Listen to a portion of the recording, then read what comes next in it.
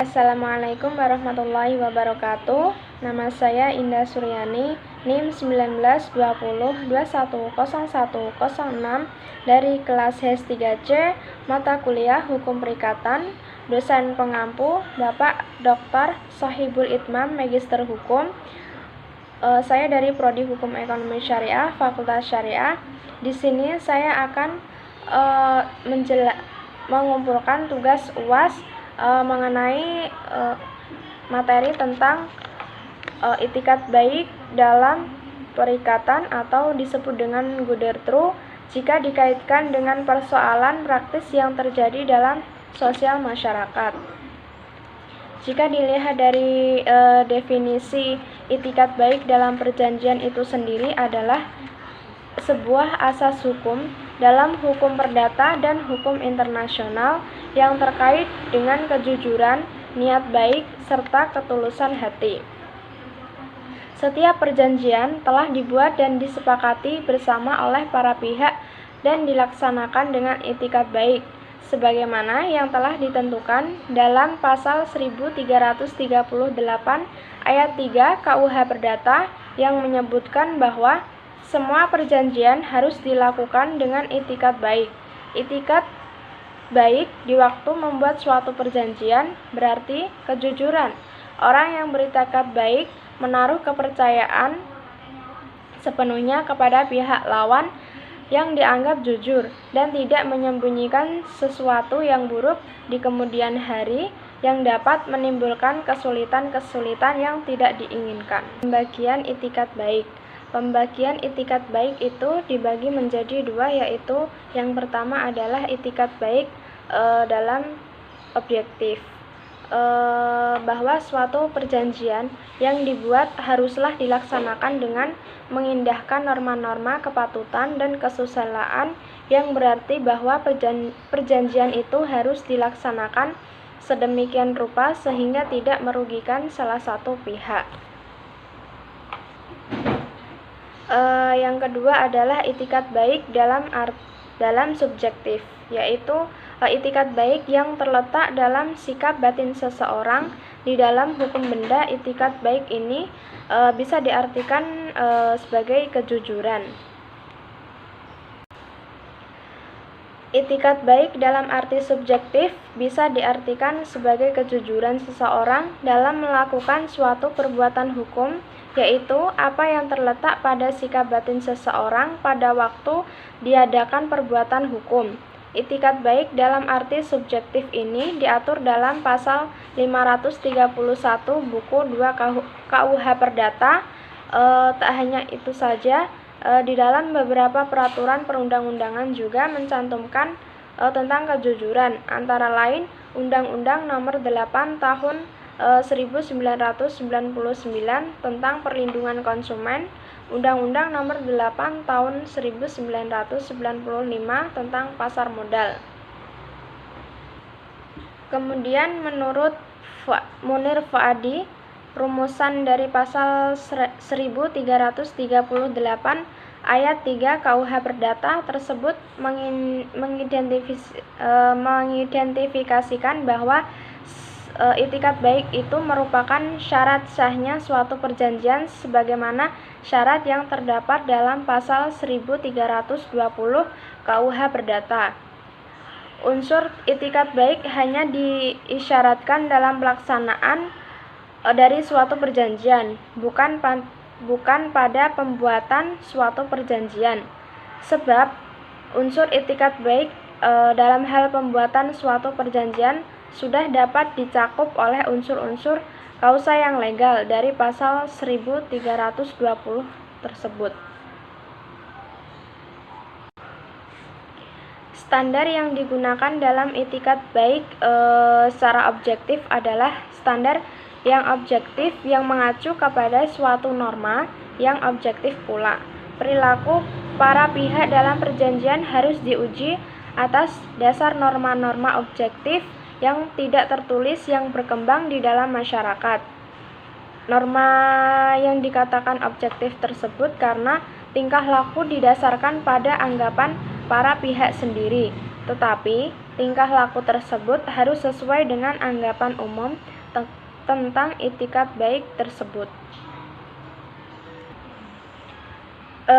Berdasarkan uraian pasal 1338 ayat 3 yang berbunyi suatu perjanjian harus dilaksanakan dengan itikat baik, dapat diartikan bahwa itikat baik tersebut dasar dalam pelaksanaan perjanjian. Para pihak dalam melaksanakan perjanjian harus memperhatikan asas itikat baik, yaitu dalam melaksanakan perjanjian tersebut harus mengindahkan norma-norma kepatuhan dan kesusilaan, agar jangan sampai mengakomodasikan tersebut dapat melanggar norma-norma kepatuhan dan keadilan. Kepatutan dimaksudkan agar jangan sampai pemenuhan kepentingan salah satu pihak terdesak, harus adanya keseimbangan. Keadilan dimaksud bahwa kepastian untuk mendapatkan apa yang telah diperjanjikan dengan memperhatikan norma-norma yang berlaku. Selanjutnya adalah mengapa dalam perjanjian harus ada itikat baik. Di dalam pasal 1338 ayat 3 KUH Perdata mengatur itikat baik sebagai landasan seseorang untuk melakukan perbuatan hukum dalam membuat suatu perjanjian. Ketika seseorang terbukti bahwa ketika akan membuat suatu perjanjian, dia dilandasi atas itikat buruk, maka dapat berakibat batalnya perjanjian tersebut. Contoh itikat baik dalam kehidupan sehari-hari, misalnya perdagangan secara online. Penerapan asas itikat baik dalam perjanjian jual beli online itu sesuai dengan perkembangannya teknologi dan informasi yang begitu cepat menimbulkan inovasi baru terkait model dan sistem perdagangan, yaitu perdagangan online, yang bertujuan untuk mengetahui peran penting asas itikat baik dalam pembuatan perjanjian jual beli online dan akibat hukum dari pelanggaran asas itikat baik di dalam perjanjian jual beli online yang ditinjau dari Kitab Undang-Undang Hukum Perdata, Undang-Undang Nomor 8 Tahun 1999 tentang Perlindungan Konsumen atau UU-PK, dan Undang-Undang Nomor 11 Tahun 2008 tentang Informasi dan Transaksi Elektronik atau UU ITE. Metode penerapan asas itikat baik itu sangatlah penting di dalam pembuatan suatu perjanjian, termasuk perjanjian secara online. Di dalam proses pembuatan sebuah perjanjian, termasuk perjanjian jual beli online atau transaksi elektronik, haruslah didasari dengan itikat baik dari masing-masing pihak di dalam perjanjian tersebut. Asas itikat baik merupakan salah satu sendi terpenting dalam hukum perjanjian. Akibat hukum dari adanya itikat yang tidak baik di dalam perjanjian jual beli online, yaitu dapat berakibat dituntutnya pihak yang beritikat baik tersebut, yang beritikat tidak baik tersebut tidak hanya secara perdata, namun dapat juga dibawa ke ranah hukum pidana. Apabila pelaku bisnis online tidak memiliki itikat baik dalam perjanjian online tersebut, maka dapat dipidana berdasarkan ketentuan pasal 62 UU PK dan diperberat dengan ketentuan pasal 45 ayat 2 UU ITE. Dari sisi yuridis, bahwa itikat baik dapat dikaitkan dengan pasal 531 KUH Perdata yang menegaskan besit dalam itikat baik terjadi bila pemegang besit memperoleh barang itu dengan mendapatkan hak milik tanpa mengetahui adanya cacat celah di dalamnya. Arti besit itu dalam ketentuan pasal 529 KUH Perdata dijelaskan, besit adalah kedudukan menguasai atau menikmati suatu barang yang ada dalam kekuasaan seseorang secara pribadi atau dengan perantaraan orang lain, seakan-akan barangnya itu miliknya sendiri.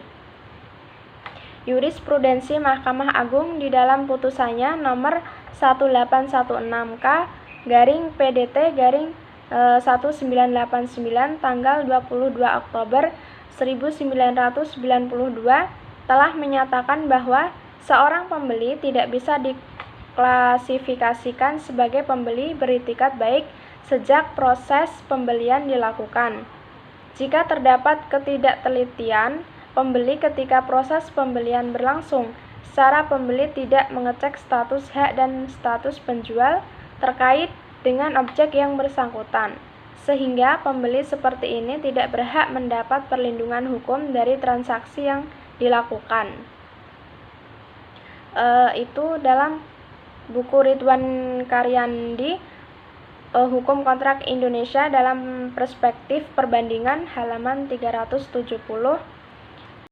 Dua hal yang ditekankan oleh jurisprudensi di atas, yakni penelitian terhadap status hak dan penelitian terhadap status penjual atau legal standing. Keduanya bersifat kumulatif, harus dipenuhi.